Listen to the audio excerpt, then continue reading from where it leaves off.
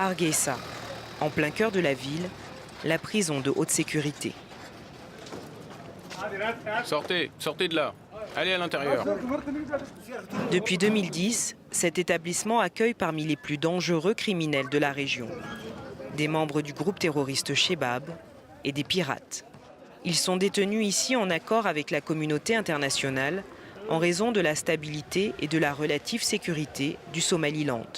Bloc A, bloc B, bloc C, et là les pirates. Non, nous sommes des pêcheurs. Vous quatre là, ici. Venez ici et dégagez le passage. Commandant, quand est-ce qu'on peut jouer au basket? Attendez votre heure, à 18h43. Vous quatre là, circulez maintenant.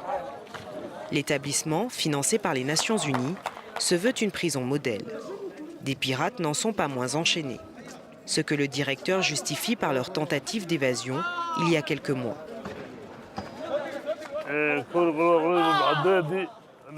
Ils sont enchaînés pour raison de sécurité.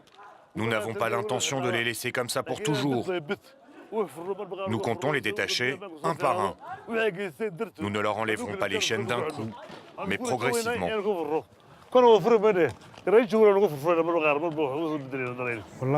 Je suis triste parce que je voudrais être incarcéré dans une prison plus près de chez moi. Si le Somaliland accueille ces dangereux criminels, c'est bien parce que ce territoire tient à prouver à la communauté internationale qu'il n'a rien à voir avec la Somalie voisine. Sur le plan sécuritaire, mais pas seulement. Des boutiques modernes, des articles occidentaux, le Somaliland surprend en effet par bien des aspects. Cette république autoproclamée depuis 1991 a son propre président, sa propre monnaie et surtout ses habitants, les Somalilanders comme ils se dénomment, qui tiennent à leur spécificité. Et quand il s'agit de se faire enregistrer pour obtenir la toute première carte d'identité du pays, la population répond massivement présent. On vient ici se faire enregistrer. Je veux dire à la communauté internationale de regarder notre situation. Nous sommes en paix. Nous ne rejoindrons jamais la Somalie. Vous comprenez? C'est ce que nous voulons dire au monde. Peuplé de quelques 3,5 millions d'habitants, le Somaliland milite activement pour sa reconnaissance. Mais il reste aux yeux de la communauté internationale une simple région de Somalie. Pour moi, c'est très important d'avoir ma carte d'identité du Somaliland. Je suis très heureuse, car cela représente mon avenir. Ça, c'est notre avenir. Je vais avoir mon passeport, mon certificat de nationalité. Je vais être une citoyenne à part entière. Et j'en remercie Dieu. Je suis très heureuse. Le sentiment d'appartenance à ces terres est particulièrement ancré dans la génération qui a connu la guerre civile.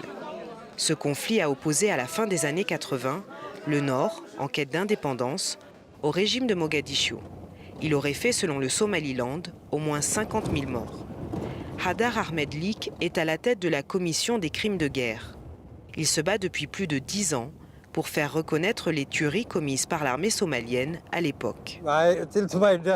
Jusqu'à ma mort, je continuerai à recueillir ces informations, ces témoignages, jusqu'à ce que les gens qui ont commis ces crimes soient jugés.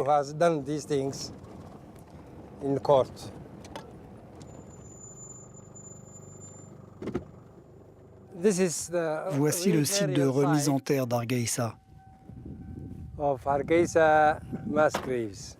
Grâce au travail de Hadar et de son équipe, des corps ont été retirés des fosses communes et enterrés individuellement.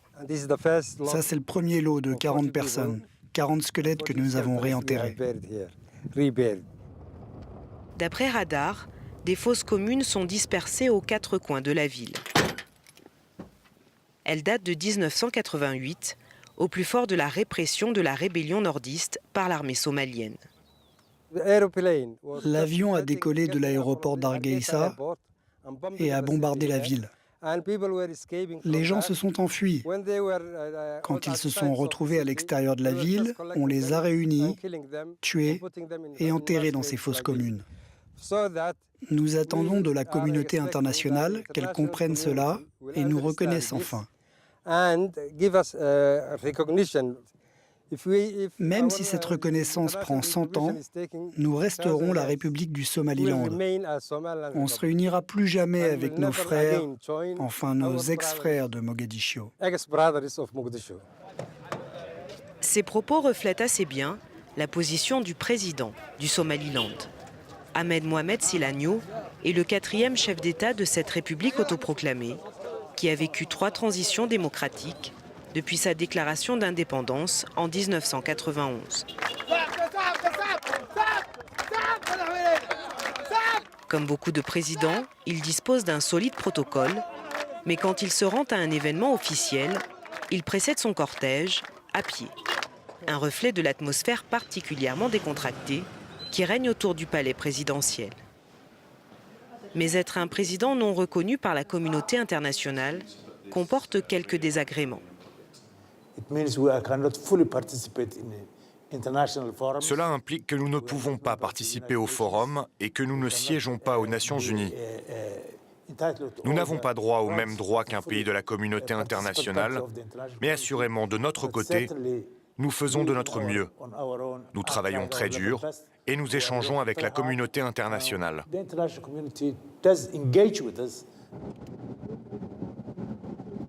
Quel échange le Somaliland pratique-t-il avec ses voisins? Pour le découvrir, il nous faut nous rendre plus au nord sur la côte, dans la ville portuaire de Berbera. Et le secteur le plus dynamique de la région, le voici.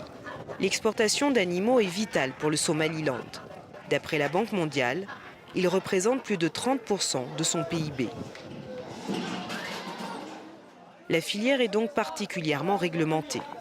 Chaque animal passe par l'un des 2 centres de quarantaine de Berbera avant d'embarquer pour le Moyen-Orient. Regardez ce mouton. Il souffre d'un œdème. Il va être éliminé du troupeau. Le docteur Atwa est venu d'Égypte pour superviser ce centre à la tête d'une équipe locale. Chaque animal est testé scrupuleusement pour détecter une éventuelle maladie. En 2000, un embargo sur le bétail décrété par l'Arabie saoudite, principal importateur, avait failli mener à la ruine le Somaliland avant d'être finalement levé 9 ans plus tard. Il s'agit donc de respecter à la lettre la législation des pays destinataires. Nos compétences sont à la hauteur des standards. Nous avons du personnel doué, bien formé. Nous sommes prêts à une éventuelle inspection.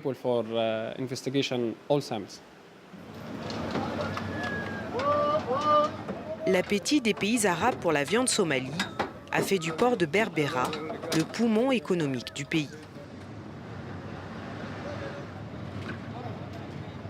Ce développement économique n'a toutefois pas changé le quotidien de l'immense majorité des habitants du Somaliland. Pour la première fois, une institution a tenté de mesurer la pauvreté de cette nation autoproclamée. Selon des données provisoires de la Banque mondiale, le revenu par habitant est estimé à $347 pour 2012, ce qui placerait le Somaliland au 4e rang des plus faibles revenus s'il était considéré comme un pays. Une situation qui pousse de nombreux jeunes à l'exil. Dick et Gould vont tenter pour la 4e fois de quitter le Somaliland. Je veux partir d'ici en allant à Ouadjalé à la frontière, puis Addis Abeba, enfin la Libye. Ensuite, je traverserai la mer pour aller vivre en Allemagne. D'après des chiffres officiels, quelques 1400 jeunes tentent chaque année ce dangereux trajet, souvent au péril de leur vie. Certains avec qui on a tenté la traversée par le passé sont morts. Certains ont été kidnappés par des trafiquants. Je sais tout cela. La plupart de mes amis sont morts là-bas, je le sais. Mais je suis prêt à prendre ce risque, à mourir. Les défis ne sont pas qu'économiques. Ces derniers mois, partenaires internationaux et médias locaux se sont inquiétés d'une restriction de la liberté de la presse. Ahmed a fait les frais de cette crispation entre pouvoir et journalistes. Condamné à 3 ans de prison pour diffamation en début d'année, il a finalement été libéré après quelques semaines d'incarcération. Voilà, c'est ici. C'était le bureau du Somaliland Times. J'ai travaillé dans ces locaux, mais la police les a saisis et les occupe depuis que nous avons publié des articles sur la corruption. Depuis le début de l'année, 3 médias ont ainsi été fermés ou interdits de diffusion. Et courant 2013, 47 journalistes ont été emprisonnés, détenus ou harcelés, selon un rapport publié par l'Union européenne. Cela fait 7 ans que je suis journaliste au Somaliland, mais c'est la première fois que j'affronte un tel problème. De son côté, le gouvernement nie toute atteinte aux droits de la presse. Hargeisa tient à refléter une image de tolérance. Le Somaliland se targue aussi de pratiquer un islam conservateur mais modéré, bien loin de l'extrémisme des Chebab liés à Al-Qaïda en Somalie voisine. Mais l'offensive menée ces derniers mois par l'Union africaine contre les djihadistes les a contraints à quitter les villes pour se disperser dans la région. Peuvent-ils venir semer le trouble au Somaliland ? Eh bien, j'espère que non. Notre peuple, nos religieux, sont avertis et ils coopèrent avec nous afin de maintenir la paix et la sécurité, et ce pour que les Chebab ne s'infiltrent pas.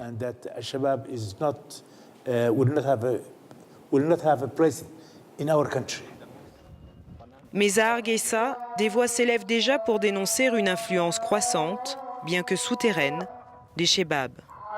Un tabou que personne, journaliste, religieuse ou politique, n'osera aborder devant nos caméras. Et en duplex avec nous, Sarah Sacco, notre correspondante dans la région, de retour du Somaliland. Sarah, quels sont les risques réels de déstabilisation venus de la Somalie voisine ? Le risque, ce serait en fait que les Chebab remontent vers le Somaliland, puisque l'Union africaine mène une offensive contre eux en Somalie voisine. Alors pour l'instant, ce risque est limité. Pourquoi ? Parce que les Chebab se réfugient plutôt dans la région voisine du Puntland, à l'extrême nord-est de la Somalie, où ils se cachent dans les montagnes là-bas, et où en plus ils ont facilement accès au golfe d'Aden pour pouvoir éventuellement s'échapper vers le Yémen. Donc il n'y a pas de raison objective pour l'instant, en tout cas pas d'intérêt pour eux logistiquement, à pousser vers le Somaliland, mais évidemment aucun risque n'est exclu. Il faut rappeler qu'en 2008, les attentats d'Hargeisa avaient fait une vingtaine de morts. Sarah, dans cette région de l'Est de l'Afrique, le Sud-Soudan a obtenu son indépendance il y a 3 ans. Pourquoi le Somaliland n'obtient-il pas le statut de pays à part entière ? En fait, l'Union africaine refuse pour le moment de reconnaître l'indépendance du Somaliland et c'est une étape incontournable pour une reconnaissance internationale. Alors pourquoi ? D'abord par principe, l'Union africaine est par principe hostile à reconnaître donc les indépendances de régions, puisque dans la plupart des États membres, eh bien, l'unité nationale est souvent fragile, donc ils ne veulent pas donner un mauvais exemple, entre guillemets. Ensuite, la question du Somaliland, eh bien, tout simplement, ce n'est pas une priorité pour l'Union africaine. C'est une région dont on parle très peu, qui ne fait pas l'actualité, contrairement peut-être au Soudan du Sud. Et puis enfin, il ne faut pas oublier que l'Union africaine est engagée aux côtés du régime de Mogadiscio contre les Chebab en Somalie. Et donc, de par cette position de partenariat avec Mogadiscio pour combattre les Chebab, il est peut-être compliqué donc, de porter à l'ordre du jour la question de l'indépendance, la reconnaissance de l'indépendance du Somaliland. Alors, dernière question liée à ce que vous venez de dire. Vous parlez de partenariat. Quel est l'état des relations avec le pouvoir à Mogadiscio ? Depuis peu, Hargeisa et Mogadiscio ont renoué le dialogue.